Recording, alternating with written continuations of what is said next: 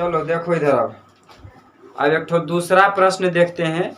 ये भी ऊंचाई दूरी का इम्पोर्टेंट क्वेश्चन। ठीक, तो एक प्रश्न है कि 20 मीटर ऊंचे मीनार पर एक ध्वज दंड है। मतलब कि एक 20 मीटर ऊंचा मीनार है। मीनार मतलब कोई मीनार, खंभा, घर टाइप के, ठीक है, पिलर टाइप के मीनार। ये दूसरा प्रश्न है, ये भी बहुत ही इम्पोर्टेंट क्वेश्चन है और इस तरह का क्वेश्चन दिया जाता है। तो ये 20 मीटर ऊंचे, ये जो 20 मीटर ऊंचे क्या चीज है? ये मीनार है। क्या चीज है? मीनार। अब कह रहा है कि 20 मीटर ऊंचे मीनार पर एक ध्वज दंड है। मतलब कि इस पर एक पताखा लहराइले, इस पर झंडा, ठीक ने, इस पर एक इस पर देख लो यहाँ से यहाँ तक क्या चीज है? ये एक तरह का ध्वज दंड है। देख लो बढ़िया से बन रहा फिगर। यहाँ देखना है रे लड़का, किताब से क्या मतलब? यहाँ देखो न किताब, किताब उसको। अब यहाँ देखो ये क्या चीज है? ये जहाँ तक लाल है वहां तक मीनार है, ठीक न, एक तो पिलर है मीनार, और उसके ऊपर एक ध्वज दंड लहराया गया है, ठीक ने, इस मीनार पर एक ध्वज दंड। और कह रहा है जमीन पर एक बिंदु पर ध्वज दंड के पाद एवं शिखर। ये जो ध्वज दंड है, ध्वज दंड यहाँ से लेकर यहाँ तक ध्वज दंड, और ये ध्वज दंड के पाद बिंदु, और ये शिखर बिंदु, ठीक ने। शिखर मतलब उसका हाईएस्ट, ठीक है, इसका चोटी, और ये पाद बिंदु इसका पैर। किसका? ध्वज दंड का। इस क्वेश्चन पर विशेष ध्यान देना। इसका फिगर बहुत खतरनाक होता है, इसलिए इस पर विशेष ध्यान देना है, ठीक ने। कि ये क्या कह रहा है कि ये जो एक मीनार है, यहाँ से लाल वाला जो बनाए हैं, ये एक प्रकार क्या, लाल वाला क्या चीज है? मीनार। एक तो पिलर है, मीनार है, और इस पिलर पर क्या चीज है? झंडा लहरा रहा है, पताखा मतलब ध्वज दंड। और कह रहा है कि जो ध्वज दंड का पाद बिंदु है और जो शिखर बिंदु है, उसका शिखर एवं उसका उन्नयन कोण, कौन? उन्नयन कोण। अब बताओ कि उन्नयन कोण कहाँ बनेगा? नीचे बनेगा कि ऊपर बनेगा? नीचे। मतलब कि जब कोई वस्तु को ऊपर से नीचे से ऊपर देखते हैं, नीचे से ऊपर देखते हैं, ठीक, नीचे से ऊपर देखेंगे तो कौन सी बनेगा? उन्नयन कोण। नीचे से ऊपर देखेंगे उन्नयन कोण। तो उन्नयन कोण और अवनमन कोण के बारे में हम पिछले क्लास में बता दिए हैं। तो देखो कह रहा है कि पाद बिंदु से, इसका ये पाद बिंदु हो गया ध्वज दंड का, पाद बिंदु से, और ये शिखर का जो चोटी है, शिखर का चोटी से एक ही बिंदु पर उन्नयन कोण बनता है। एक ही बिंदु पर उन्नयन कोण बनता है, एक ही बिंदु पर बनता है उन्नयन कोण, ठीक ने। ये तो जमीन हो गया, एक ही बिंदु पर बनता। अब क्रमशः बनता है। पहले कौन सी बोला था? क्रमशः कहने का मतलब कि पहले कौन सी बोला था? पहले बोला था पाद बिंदु, तो पाद बिंदु ई, पहले बोला था पाद बिंदु, ये 45 डिग्री बनेगा। और दूसरा क्या बोला था? शिखर का, तो ये 60 डिग्री। मतलब ये टोटल यहाँ से यहाँ तक ये 60 डिग्री का कोण बनाएगा। ये टोटल, ये बड़ा वाला यहाँ से लेकर यहाँ तक। तो इसका नाम दे देते हैं और उसके बाद अब हम लोग हल करते हैं। ए बी सी, और निकालने के लिए कौन सी कह रहा है? ध्वज दंड की ऊंचाई ज्ञात कीजिए। इतना दूर से यही वाला ज्ञात करना है। इसको हम लोग नाम दे देते हैं ए बी सी, इसको नाम डी दे देते हैं। मतलब ए डी, यहाँ से यहाँ तक के बीच मतलब जहाँ तक के ध्वज दंड लगाया गया है उसका ऊंचाई ज्ञात करना है, ठीक, उसका ऊंचाई ज्ञात करना है। ये 90 डिग्री हो गया। अब देखो इसको आराम से हल करते हैं। अब देखो क्या करेंगे कि एक चीज ध्यान से देखना, इसको गौर से, इधर बोर्ड पे ध्यान दो यार, इसको देखो ध्यान से। BD देले है 20, BD कितना है? 20, और AD इतना से इतना दूर AD। अब हमको यदि पूरा AB के मान पता चल जाए, हैं? यदि पूरा हमको AB का मान पता चल जाए और उसके बाद BD घटा देंगे तो ई वाला नहीं बचेगा मान। हाँ, यदि हमको ये पूरा यहाँ से लेके यहाँ तक, A से लेके B तक मान पता चल जाए और हम इसमें से BD घटा दे पूरा में से, तो यही ना बचेगा AD। AD निकालने के लिए हमको करा, तो AD का मान पता चलेगा कि नहीं? तो देखो कैसे पता चलेगा। हमको चलना पड़ेगा, इसमें दो गो समकोण त्रिभुज घुसल है, हम इसको बड़ा वाला समकोण त्रिभुज में चलना है ABC। अब बड़ा वाला समकोण त्रिभुज का थीटा कितना है 60 डिग्री है, 60 डिग्री। तो देखो किस में चलना है, समकोण त्रिभुज, समकोण त्रिभुज ABC में, समकोण त्रिभुज ABC में, समकोण त्रिभुज ABC में, समकोण त्रिभुज ABC में चलना है। तो समकोण त्रिभुज ABC में चलेंगे तो ये हमको निकालना है, ये हमको निकालना है, ठीक, ये टोटल निकालना है। यदि हमको कुछ दिया हुआ रहेगा तब ले लगाएंगे समकोण त्रिभुज।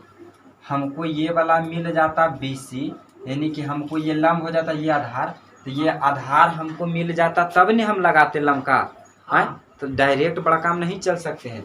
हमको ये वाला निकालने के लिए भुजा, तो हमको छोटका DBC में चलना पड़ेगा। तो पहले हमको DBC में चलते हैं, समकोण त्रिभुज DBC में, समकोण त्रिभुज DBC में। जब समकोण त्रिभुज DBC में चलेंगे तो इसका थीटा कितना हो गया, ये 45 डिग्री, यानी कि ये हो गया P और ये हो गया B। तो P बटे B लगाएंगे, P बटे B लगाएंगे तो ये BC निकल जाएगा, BC। तो यानी कि tan थीटा बराबर कितना लिखेंगे 45 डिग्री।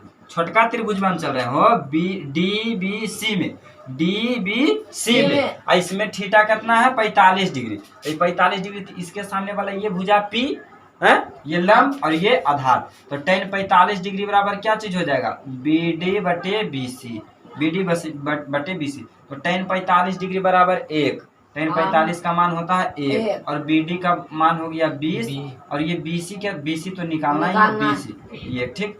तो ये हो जाएगा BC बराबर 20 हो जाएगा। BC बराबर कितना हो जाएगा 20 मीटर, मतलब ये कितना निकल कर आ गया 20 मीटर, ये 20 मीटर निकल कर आ गया। अब हम लोग क्या करेंगे, अब चलेंगे बड़का त्रिभुज में, अब चलना है बड़े वाले त्रिभुज ABC में, ठीक ने। अब चलना है समकोण त्रिभुज ABC में, अब चलना है समकोण त्रिभुज ABC में, समकोण त्रिभुज ABC में, समकोण त्रिभुज ABC में। अब ABC में चलेंगे तो हमको क्या चीज निकालने के कोशिश में है, AB, पूरा AB निकालने के कोशिश में है, ठीक ने। और थीटा इसमें क्या चीज हो जाएगा 60, तो यानी कि tan 60 डिग्री बराबर AB बटे BC, AB बटे BC, BC आधार BC, AB बटे BC। तो tan 60 डिग्री बराबर √3, इसका वैल्यू, उसका मान √3 होता है। और AB तो हमको निकालना ही है AB, और ये BC कितना है 20। इसको हल करो, ये हो जाएगा BC बराबर कितना हो जाएगा, BC बराबर 20√3 मीटर। अब यहाँ से यहाँ टोटल हमको 20√3 हो गया और ये 20 दिल्ली है, ठीक ने। तो ई वाला हमको निकालना है, इसका मान AD निकालना है।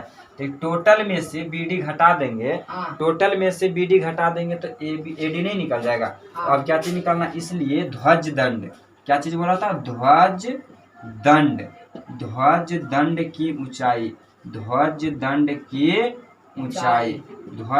की ऊंचाई यानी कि क्या चीज AD निकालना है, ध्वज दंड की ऊंचाई यानी AD निकालना है। AD बराबर तो क्या चीज हो जाएगा AB माइनस BD, क्या चीज हो जाएगा AB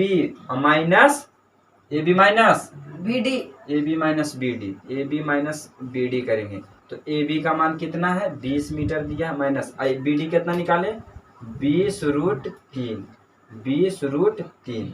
तो 20 में से 20√3 चल जाएगा तो कितना बचेगा, √3 नहीं, √3 का मान यहाँ पर भर दो, ठीक नहीं, यहाँ पर √3 का मान भर दो। तो 20√3, तो √3 का मान कितना होता है, √3 बराबर, √3 का मान 1.732, यानी कि यहाँ √3 का मान कितना हो जाएगा, √3 बराबर 1.732। तो इसको लिख सकता है 20 गुने 1.732। तो इसको गुना करने पर कितना हो जाएगा, इसको जब गुना करेगा तो इसका मान कितना आ जाएगा 34.64, कितना आएगा 34.64 मीटर।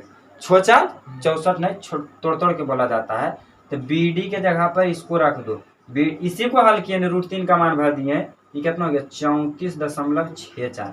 तो 20 में से 34 जाएगा तो कितना बचेगा? 14। 20 में से 34 जाएगा तो कितना बचेगा? 14। 10 में से 4 जाएगा तो 6। 14 कैसे बचा दिए जी? 14.34 देखो तो माइनस में लगता आ जाएगा हो। हाँ हाँ? नहीं एन्ने जी ए वाला दो 20 एन्ने ए वाला दो एन्ने।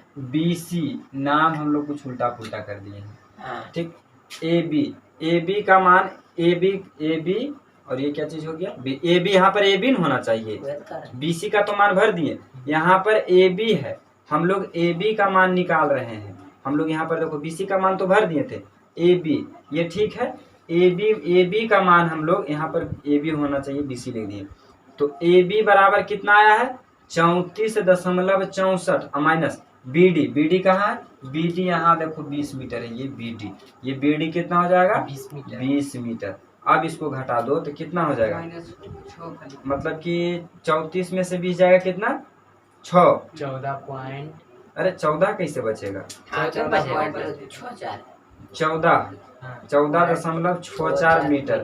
ठीक से घटाया ना यहाँ पर? हाँ। 14 मीटर मीटर इतना रख दो। दशमलव का मान, इसका √3 का मान जो होता है 1.732, तो यही तो लगभग होता है, ये लगभग मान है, तो इसका मान भी लगभग हो जाएगा, तो लगभग लिख दो, अप्रोक्स इतना हो जाएगा। तो इसका मान 14.64 मीटर हो जाएगा। तो इस तरह से हल करना है, फिगर बन जाएगा, उसके बाद हल करना है। ठीक। तो अब अगला क्लास में और क्वेश्चन को हल करेंगे, तो आप लोग इसको प्रिंट कर लीजिए। ठीक।